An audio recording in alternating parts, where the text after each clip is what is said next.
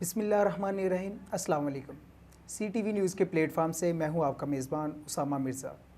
आज के इस प्रोग्राम में हम बात करेंगे हमारे इंसानी जिस्म की सबसे अहम जुज़, जिसे हम उर्दू ज़ुबान में मैदा कहते हैं। वैसे तो इंसानी जिस्म में हर हिस्सा ही अल्लाह ताला की एक बहुत बड़ी नेमत है, लेकिन सेहतमंद मैदा अल्लाह ताला की एक अहम नेमतों में शुमार किया जाता है। अगर मैदा इंसान के अंदर ठीक तरह से काम नहीं कर रहा होगा तो जिस्म का हर हिस्सा इससे मुतासर होगा, उसको मुकम्मल ग़िज़ा नहीं मिल रही होगी। इसी सिलसिले में हमारे साथ मौजूद है हकीम कारी मकसूद अहमद नक्शबंदी साहब, जिनसे हम अपने मसाइल का हल पूछेंगे। जी कर साहब, कैसे हैं आप? अल्हम्दुलिल्लाह जनाब। कर साहब, हमारे जिस्म के अंदर मैदे का क्या रोल है, इसके बारे में बताइएगा ज़रा प्लीज़।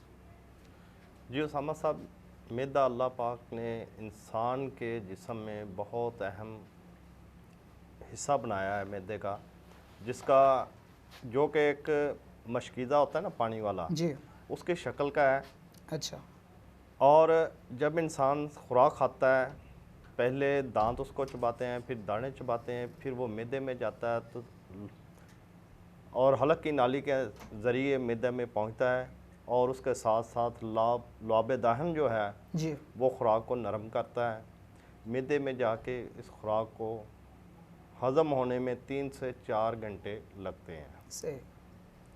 तो ये मैदे का काम है। मैदा आगे जिगर को फ्राहम करता है अगला प्रोसेस जो है।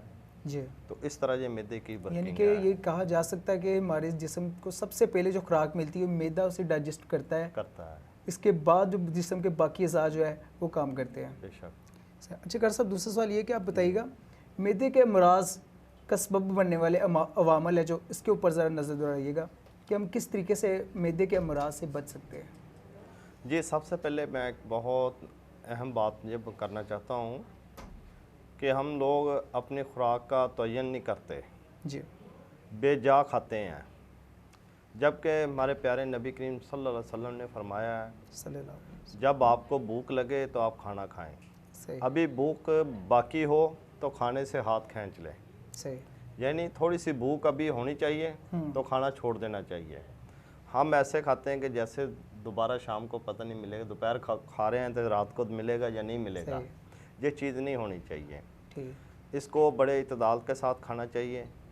तो ज़ाहिर बात है, जब आप इत्तेदाल के साथ खाना खाएंगे तो मैदा प्रॉपर तरीके से वर्क करेगा और इंसान जो है वो सेहतमंद रहेगा। सही। आजकल गर्मियों का मौसम है तो मैदे में बहुत ज़्यादा गर्मी की शिकायत जो देखी जा रही हैं, जिसकी वजह से पाँव में से सेक निकलना, हाथों से सेक निकलना, आँखों को जो है सेक निकलना, इंसान अपने आप को बड़ा डिस्टर्ब महसूस करता है।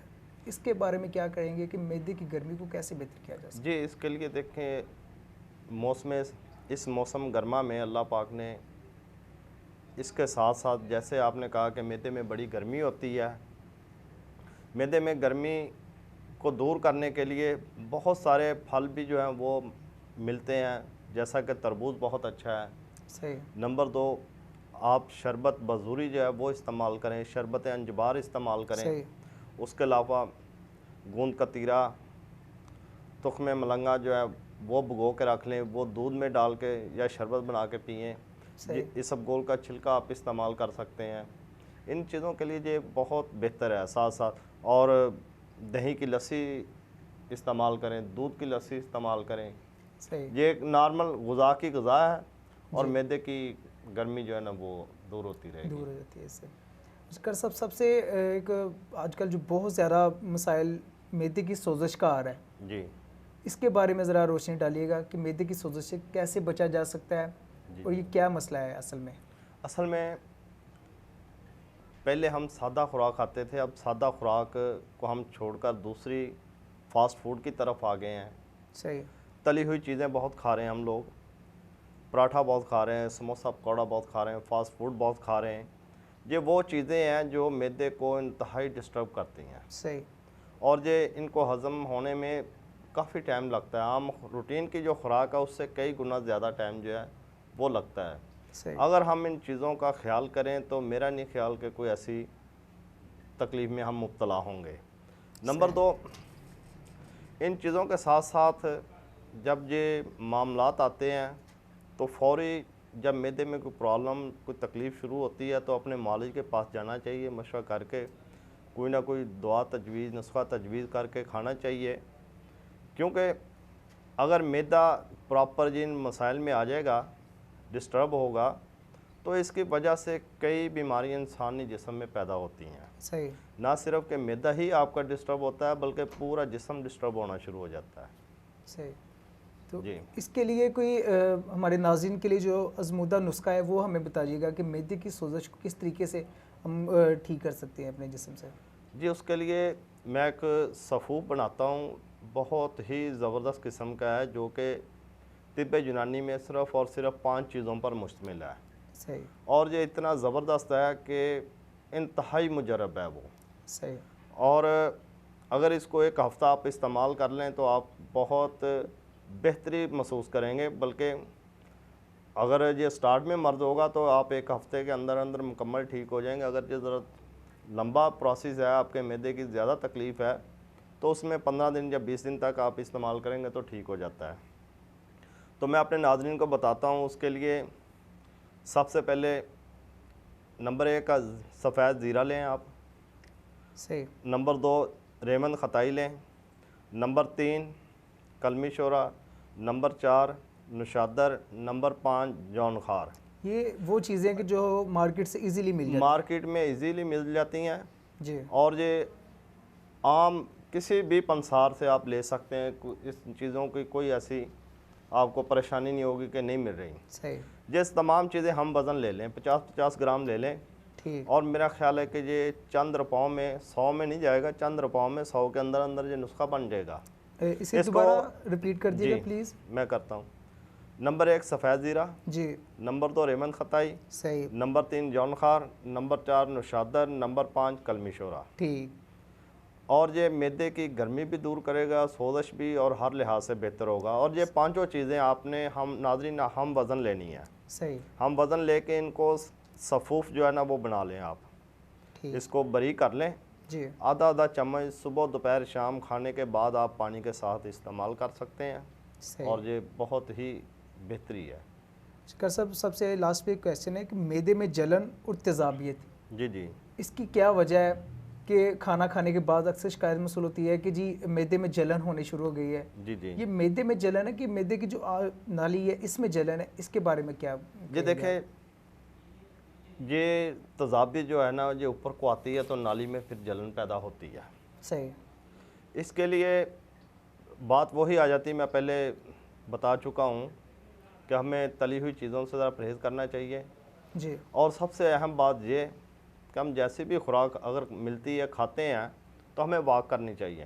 खाने के बाद वॉक बहुत ज़रूरी है। सही। और अक्सर हम लोग क्या करते हैं, रात को खाना खाया, वहीं बैठे टीवी देख रहे हैं या मोबाइल पे लगे, नेट पे लगे, उससे फारग हुए तो बेड पे लेट गए। सही। खाना हजम ही नहीं होता। रूटीन में और मेरे पास बहुत सारे पेशेंट आते हैं सही। जो कहते हैं कि सुबह तक भी हमें खाना हजम नहीं हुआ, हम उठे हैं तो उसी तरह ही हमारे मैदे में प्रॉब्लम है। ये सही है। तो उसके लिए यही जो नुस्खा जो मैंने आपको बताया ये भी तेज़ाबियत के लिए भी बहुत बेहतर है। सही। और उसके लिए ठीक। केले का इस्तेमाल ज़्यादा करें। सही। दूध का बग़ैर चीनी या शक्कर के इस्तेमाल करें। सही। और दूध को जो है ना बिल्कुल स्लो पीना है, छोटे छोटे सिप लेने हैं, छोटे छोटे घूंट लेने हैं। अगर एक गिलास है तो उसको कम से कम 15-20 मिनट में आपने पीना है। सही है। और दूध और केला बहुत मुजरब चीज़ है। अगर दूध में आप इस सब गोल का छिलका 1 चम्मच डाल लेते हैं, उसको 2-3 मिनट पड़ा रहने दें, वो फूल जाएगा, वो भी मैदे की तेज़ाबियत के लिए बहुत बेहतर है। अच्छा साहब, ये एक मौसम की मुनासबत से मैं सवाल पूछना चाहता हूँ कि दूध को गर्म करके पीना चाहिए कि ठंडा? आजकल गर्मियों का मौसम में लोग ठंडा दूध ज़्यादा इस्तेमाल करते हैं, ठंडा पीना चाहिए कि गर्म? नहीं, ये ठंडा दूध कोई ऐसी बात नहीं, आप पी सकते हैं और मैदे के लिए बहुत अच्छा है ठंडा दूध। सही। बल्कि ये केला और दूध दूसरे लफ्ज़ों में ऐसे है कि अगर कोई ज़ख़म होता है तो हम उस पर मरहम लगाते हैं ना कोई जी। तो ये मैदे का दूध और केला जो है मैदे का मरहम है। सही। ये बहुत ही बेहतर है। इसको गर्म पिएं या ठंडा पिएं, इसके कोई मसला नहीं। अगर ठंडा, गर्मी में ज़ाहिर बात है ठंडा अच्छा लगता है लेकिन इसका कोई नुकसान नहीं है। सही है। बहुत शुक्रिया कारी मकसूद अहमद नक्शबंदी साहब, आपने अपने मुफीद मशवरे से हमें रास्ता किया। तो नाज़रीन, मज़ीद रहनुमाई के लिए या कोई और में से सवाल पूछना चाहते हैं तो स्क्रीन पर मेरे नंबर चल रहे हैं और आप रब्ता कर सकते हैं। अगले प्रोग्राम तक के लिए इजाज़त दीजिएगा अपने मेज़बान उसामा मिर्ज़ा को। अल्लाह हाफिज़।